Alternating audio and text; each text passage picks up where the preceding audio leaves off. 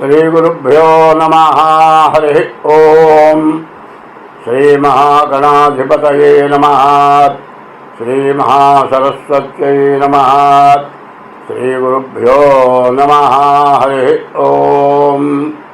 आदित्योर्कोरनिर्भानुर्भास्करश्च दिवाकरः मार्ताण्डः सविता हेळि तीक्ष्णांशं मिहिरो रविः यः कर्ता जगतां भक्ता संहर्ता महसां निधिः प्रणमामि तमादित्यं बहिरन्तस्तमोपहं। మరి పరాభవనామ సంవత్సరం 2026 సంవత్సరం మార్చి నెల 20వ తారీఖు నుండి 2027 సంవత్సరం ఏప్రిల్ నెల 6వ తారీఖు వరకు ఉగాది ఈ సంవత్సర ఫలితాలు. పరాభవనామ సంవత్సరం ఫలితాలు ఇప్పుడు చెప్పుకుందాం. పరాభవనామ సంవత్సరం 2026 మార్చి 20 నుండి 2027 ఏప్రిల్ 6వ తారీఖు వరకు వృషభ రాశి. 2026 మార్చి 20 నుండి 2027 30 వరకు కూడా ఈ పరాభవనామ సంవత్సరం ఫలితాలు వృషభ రాశి ఫలితాలు చెప్పుకుందాం. ఈ వృషభ రాశి ఎట్లా వచ్చిందో చూద్దాం.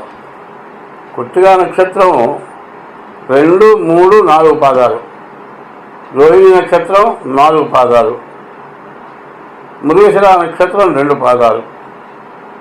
కృత్తికా నక్షత్రం ఈ ఉ ఏ కృత్తిక, మరి రోహిణి నక్షత్రం ఓ వా వి వు రోహిణి. తర్వాత మృగశిర నక్షత్రం వే ఓ 2 అక్షరాలు మృగశిర నక్షత్రం. ఈ రాశి వృషభ రాశి అవుతుంది. ఈ వృషభ రాశి ఫలితాలు ఎట్లా ఉన్నాయో చూద్దాం. ఈ వృషభ రాశి యొక్క పరిస్థితి ఏమిటంటే ఈ వృషభ రాశికి కూడా 5 గ్రహాలు బాగున్నాయి. మరి ఈ 5 గ్రహాలకు కూడా రవి, కుజులు, శుక్రుడు, శని, గురువు ఈ గ్రహాలు పూర్తిగా బాగున్నారు. అయితే ఈ రాశికి ప్రత్యేకించి చెప్పుకోవాలంటే శని ఏకాదశి స్థానంలో ఉన్నాడు. ఇప్పటికీ సంవత్సరం నుంచి కూడా శని ఏకాదశి స్థానంలో ఉన్నాడు ఈ వృషభ రాశికి. ఇంకా సంవత్సరం 6 మాసాలు ఈ వృషభ రాశిలోనే శని ఉంటాడు. ఈ శని వల్ల మీకు ఏ పని కాని పని ఏదైనా ఉంటే అన్ని పనులు కూడా మీకు బాగా జరుగుతాయి.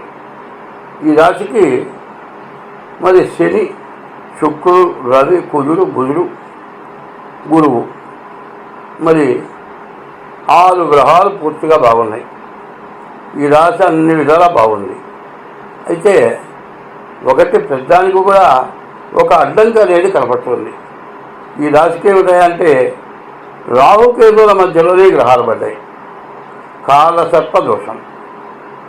ఈ కాలసర్ప దోషం ఎట్లా ఉంటుందంటే మనం తెలిసి కూడా చేసే పొరపాటు వల్లనే ఇబ్బంది కలుగుతుంది. ఈ రాశికి శుక్రుడు, శని.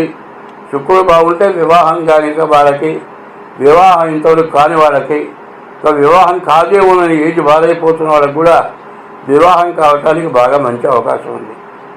తర్వాత రవి, బుధుడు బాగుండటం చేత వ్యాపారం చాలా బాగుంటుంది. కుజుడు బాగుండటం చేత మరి మీరు ఏదైనా ఆస్తులు కొనుక్కోవడానికి బాగా అవకాశం ఉంది. గురువు బాగుండటం చేత ఉద్యోగం, విద్య, విదేశీయానం ఇవన్నీ కూడా బాగా సాగుతాయి. అయితే అన్నీ బాగున్నాయండి. రాహుకేతువులే బాగాలేదు. ఎట్లా ఉంటుందంటే పంచపక్ష పరమాన్నాలు అంటారు. ఇప్పుడు పంచపక్షాలంటే ఒక కూర, పులుసు, పచ్చడి, మరి పెరుగు, నెయ్యి ఇవన్నీ కలిసి పంచపక్షాలు అంటారు. పంచపక్ష పరమాన్నాలు ఇన్ని చాలా జాగ్రత్తగా వండారండి. అంత నీటితో వండారు. మంచి సువాసన వస్తుంది. కానీ అందులో ఉప్పు వేయడం మాత్రం మర్చిపోయినారు. ఉప్పు వేయకపోతే మనం ఏమైనా తినగలవా? ఏంది ఇట్లా ఉంది, తెలియని వాడు ఏంది ఇట్లా ఉంది అనుకుంటాడు. వంట తెలిసిన వాడు అదే ఉప్పు వేయలేదురా అంటాడు. ఉప్పు లేకపోతే ఎంత ఇబ్బందో ఈ రాశివాడికి కాలసర్ప దోషం అంత ఇబ్బంది. ఉప్పు లేదు, అసలు ఇంట్లో కూడా ఉప్పు లేదు, ఇన్ని పెట్టారు, ఎట్ట తింటా? అంతా రుచికరమైన పదార్థాలే, నేతితో చేశారు, అన్నీ బాగున్నాయి, అన్నీ మంచివే, ఉప్పు లేకపోతే తినలేవు. అట్లాగే ఈ రాహుకేతువుల యొక్క మధ్య రావటం చేత అన్నీ కూడా దగ్గరికి వచ్చిన మొత్తం చీలిపోతాయి, అన్ని విధాలా ఇబ్బంది. ఈ రాశి వారికి చెప్పాలి అంటే రాహువు కేతువు ఈ రెండు గ్రహాలే కాలసర్ప దోషం. ఈ రెండు గ్రహాల వల్ల పూర్తిగా ఇబ్బంది, చాలా కష్టం, చాలా నష్టం ఎక్కువగా కనబడుతుంది. చెప్పాలంటే ఈ రాశికి ఉన్నంత మంచి అనేది ఈ సంవత్సరం మొత్తంలో ఏ గ్రహాలు కూడా నష్టమని చేయలేవు. ఈ రాహుకేతువులు రెండేటటువంటి పాపగ్రహాలు అంటారు.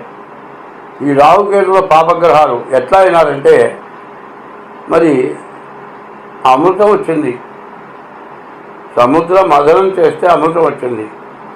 అమృతం వస్తే రాక్షసుల్ని ఒక బంతి కూర్చోబెట్టారు, దేవతల్ని ఒక బంతి కూర్చోబెట్టారు.